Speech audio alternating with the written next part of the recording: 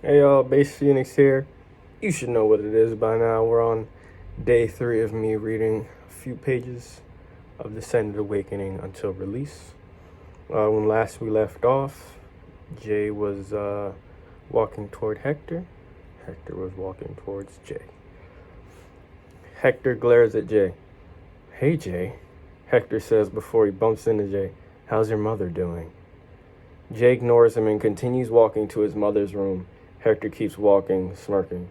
So he thinks he affected him, did something to him. He didn't realize he didn't. Jay enters the room looking at his mother. She holds out her arms. Jay sulks over and he falls into his mother's arms. You scared me, Mom. You look pale, even though you're. Jay, he says, trying to make light of the grim situation. Not for him, for her. I know. I'm sorry, she says. Kendra sits on her bed in her room, not thinking about the small amount of homework she has to do, and instead holds her phone in her hand, contemplating texting Jay. She has the message window open, but presses the sleep button and exhales, tossing the phone on the comforter next to her. She flops back and stares at the ceiling blankly, thinking about the negative things Jay could reply with. Jay is sitting in a chair in her room. Jackie, sitting up in bed, looks over at her son. So she barely let the news sink in before she told you rent was due, huh? She looks at the ground. Greedy old bit. Mom. What? I'm in the hospital. You can cut me a break, can't you? Jay looks at his mother, shaking his head. Oh, fine, Jackie says, rolling her eyes. She pauses for a handful of seconds before speaking again. He was in here, you know. Who? The mug. Where'd he go? Jay questions, jumping up. Jackie gestures to the chair. Sit down, son.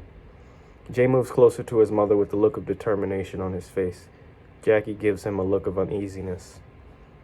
Where is he now? Jay asks. Jackie shakes her head. He got away? Jackie's look shifts from uneasiness to frustration as she frowns at him. Jackie slightly pushes him on the forehead. Got away? Jay, you ain't the cops. What would you have done to him? She tells him. Jay glares at the ground. He runs the clues through his head. Him, he thinks. Who do I know that would be willing to mug a woman? Most of the guys that know me wouldn't attempt to harm a woman. The only one that might be capable of that is... He looks up and stares blankly ahead. By the look on his face, or lack thereof, Jackie can tell that Jay has figured it out. He's dangerous. I want you to stay away from him, she warns. Jay stays silent. Jay? Jay looks at his mother. He has a look of determination now and anger in his eyes. Jackie looks at him concerned. He's going to hurt himself. I've seen that look in your eyes before. Don't do something stupid like go to those Durantes for help, she tells them. Those criminals aren't still bothering you, are they? Jay moves closer to his mother, hugs and kisses her on her forehead before he walks out of the room. So it looks like he's made up his mind, and not even his mother is gonna be able to sway him from what he's about to do, whatever it is he's about to do. Tucker sits on the couch with his Dominican girlfriend, Ava Cruz, in their small one-bedroom apartment. Neither one of them had parents growing up, and through this, they bonded at the orphanage. Tucker was much like a leader to the other kids, and they were sad to see him go once he turned 18. He occasionally visits still, but since he was able to acquire a job, he worked to make sure that he'd have a place to call his own with Ava once they could leave.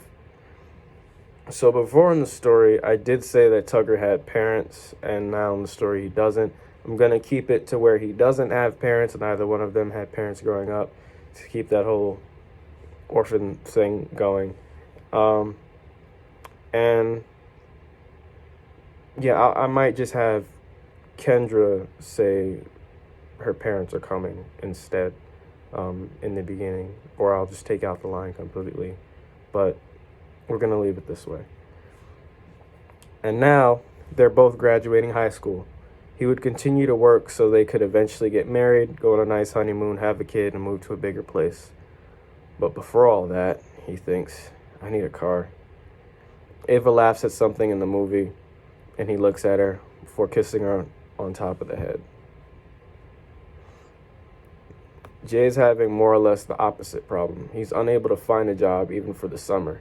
He's been on a slew of different interviews, always wearing a suit to look presentable, but always saying the wrong things like, I need the money. I think you could use the diversity. When can I start? And I don't really have any dreams.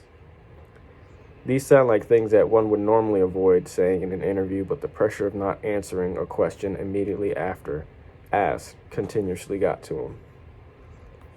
After 11 interviews over the course of the week, no one would hire him. Jay eventually gave up and headed home, slinging his suit jacket over his shoulder.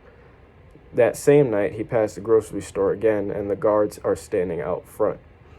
The guard that normally speaks to Jay speaks once again. Kid. Jay stops walking but doesn't turn around to face the guard. Employer's not biting? Now Jay turns to face them. How do you... Never mind that. Come inside. We can help you. Jay looks off in the direction of his home. He's contemplating calling it a day. His mother told him to stay away from these people, but they can give him what he wants, what he needs. He looks down at the ground thinking about what would happen if he went inside. Possibility of his mother never hearing from him again if they tried anything. But at this point, all he had to lose was his mother. This would be for her if it worked out in his favor. He looks up at the guard and nods. The guard holds out an arm while holding the store side door open, gesturing for Jay to come into the store. Jay enters and the guard enters behind them. The room is black. Jay tries to squint to see if he can see anything. He suddenly feels a hand on his shoulder that slightly pushes him forward. All he hears is their breathing and footsteps echoing in this assumed empty room. And that's where we're going to end for the day, ladies and gentlemen. We will continue with page 14 next time, tomorrow, of course. And thanks for coming along on this journey so far. Thanks for watching. And I will see you guys later. Well, tomorrow.